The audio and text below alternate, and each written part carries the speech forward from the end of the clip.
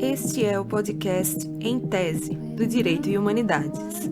Hoje iremos reproduzir o informativo 952 do STF, divulgado em 25 de setembro de 2019. Como sempre, o informativo está transcrito integralmente e excluídos apenas os julgamentos que ainda não foram concluídos e separados por matéria para facilitar o seu estudo. Lembrando que estamos agora no Spotify e no YouTube. No nosso canal no YouTube, estamos colocando o texto do informativo simultaneamente à nossa narração. Tudo para você aproveitar melhor o seu tempo e manter-se atualizado, em tese e em dia.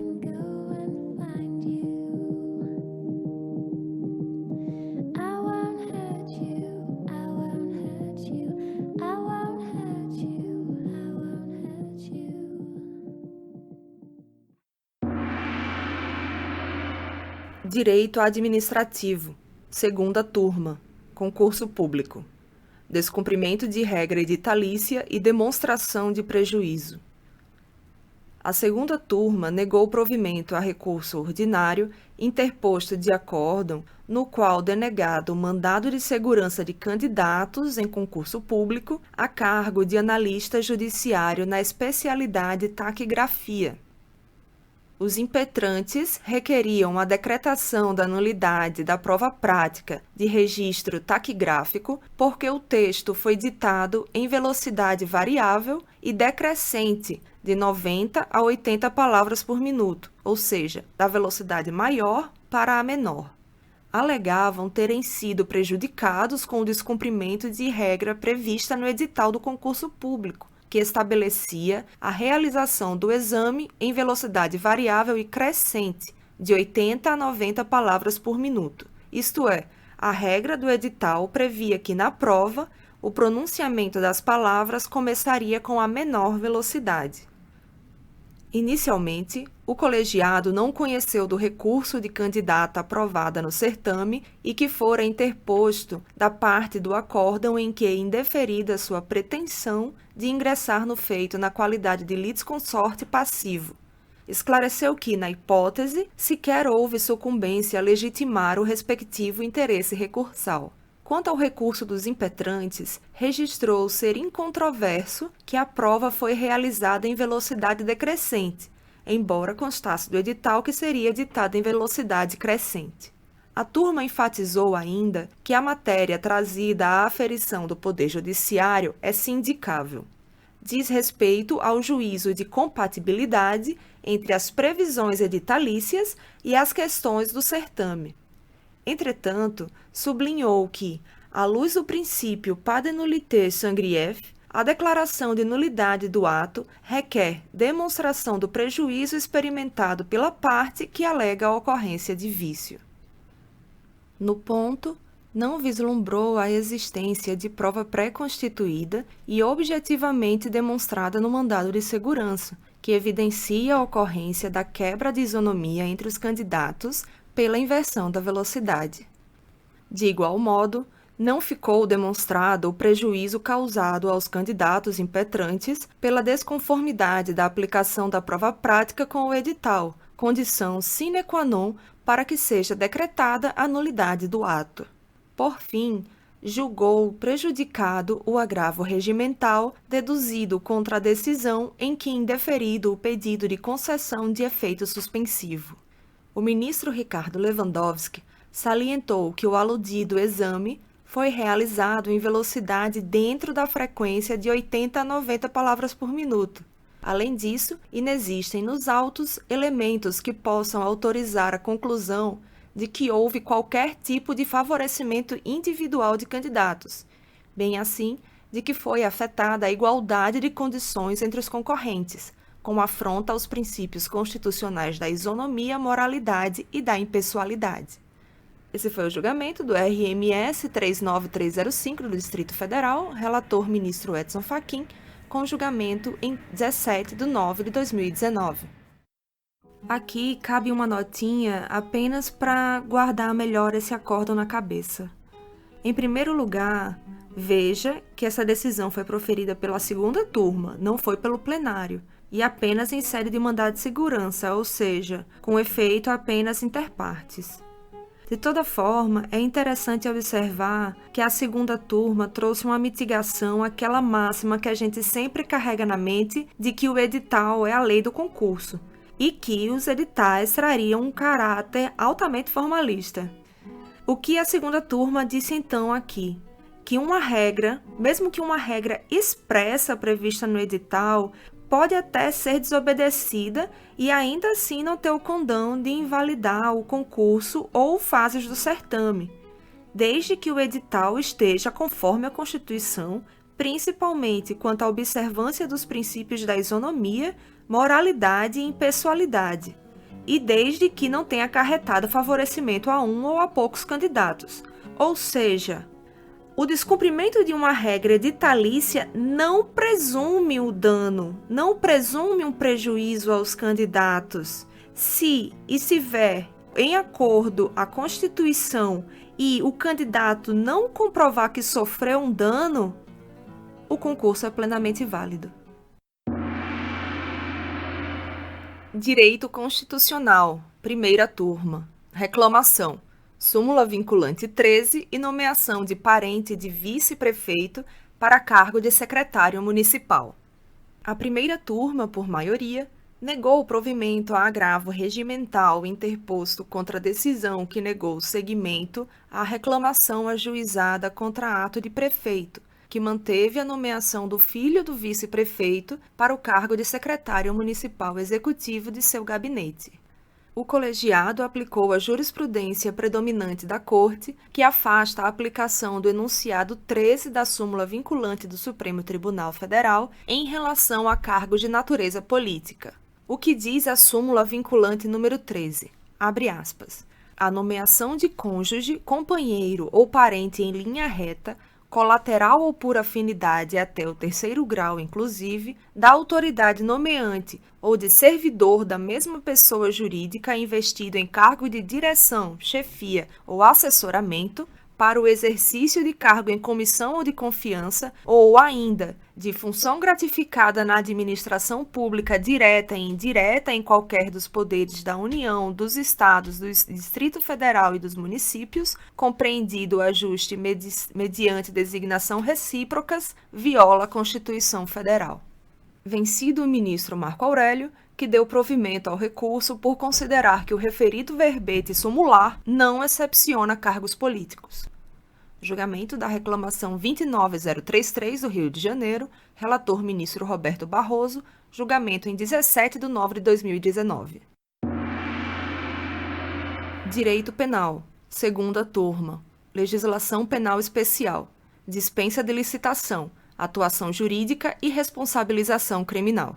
A segunda turma, por maioria, concedeu a ordem de habeas corpus de ofício para determinar o trancamento da ação penal movida contra o paciente, por ter, na qualidade de assessor jurídico, emitido parecer em um processo licitatório supostamente fraudulento, além de ter assinado o contrato formalizado.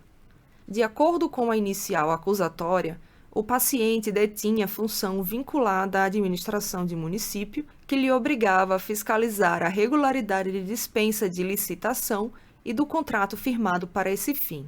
Ele teria agido dolosamente ao reputar a celebração do contrato como de caráter emergencial, embora não fosse, de modo a beneficiar a empresa contratada. A turma considerou que não se pode exigir do assessor jurídico conhecimento técnico de todas as áreas e não apenas do direito.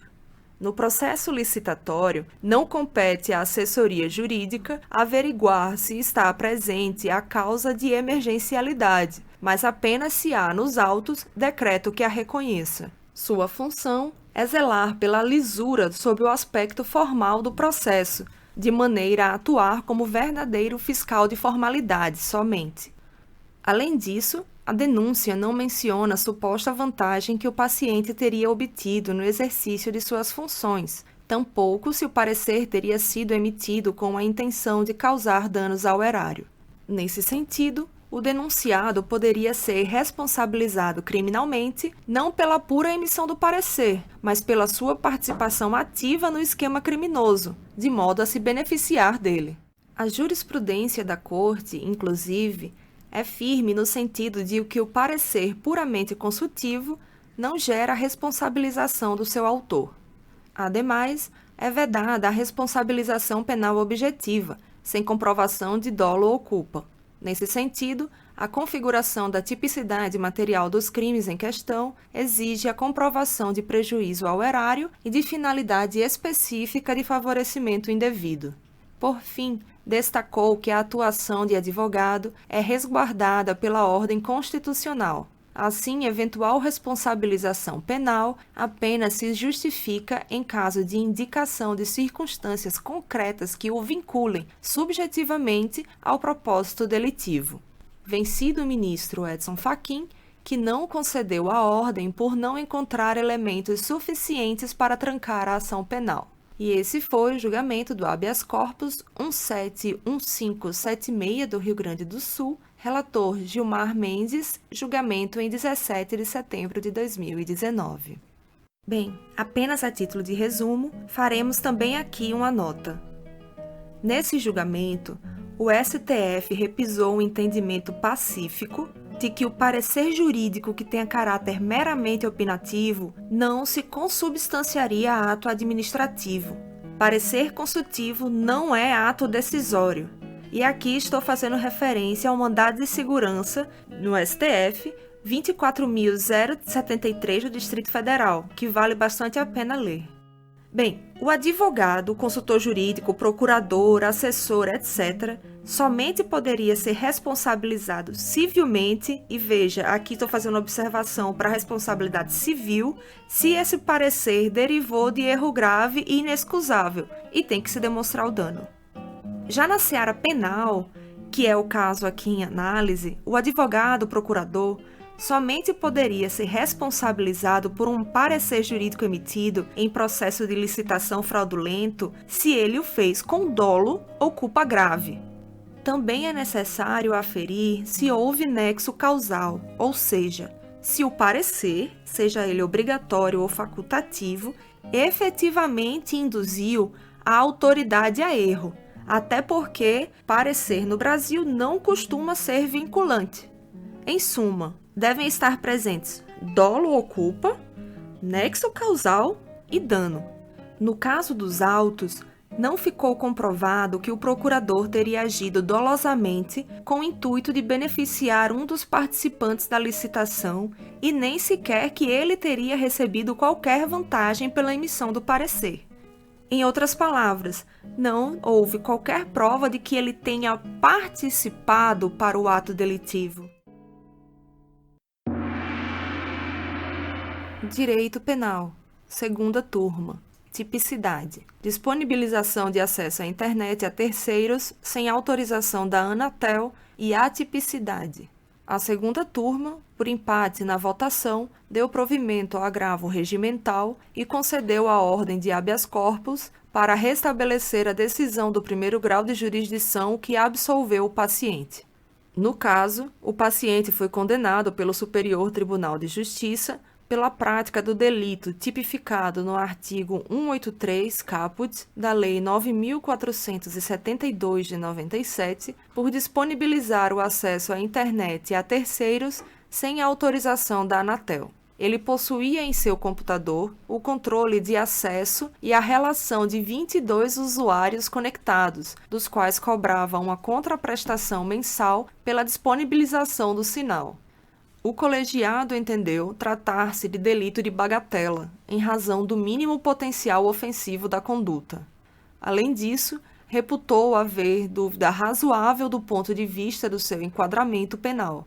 asseverou que o STJ desconsiderou os fatos que foram examinados pela jurisdição ordinária, a qual está vis-à-vis com o réu e todo o contexto probatório, afirmando simplesmente estar-se diante de crime formal de perigo abstrato. Ressaltou que a questão de saber se esse serviço de internet é uma atividade de telecomunicações ou simples serviços de valor adicionado ainda não foi decidida. Ainda que se considere uma atividade de telecomunicações e que tenha sido exercida de forma clandestina, é necessário examinar se se trata de atividade de menor potencial ofensivo. Vencidos os ministros Carmen Lúcia, relatora, e Edson Fachin, que negaram provimento ao agravo por considerar a conduta típica e ser inaplicável à espécie o princípio da insignificância. Julgamento do habeas corpus 157014 de Sergipe, relatora original ministra Carmen Lúcia, redação para o acórdão do ministro Lewandowski. Julgamento em 17 de setembro de 2019. Bom, por hoje é só isso. Essa semana o nosso informativo foi curtinho, mas tenho certeza que o próximo, ou a matéria que envolve o momento de oitiva do réu delatado, vai encher nossos ouvidos. Então aproveite essa semana. Bons estudos.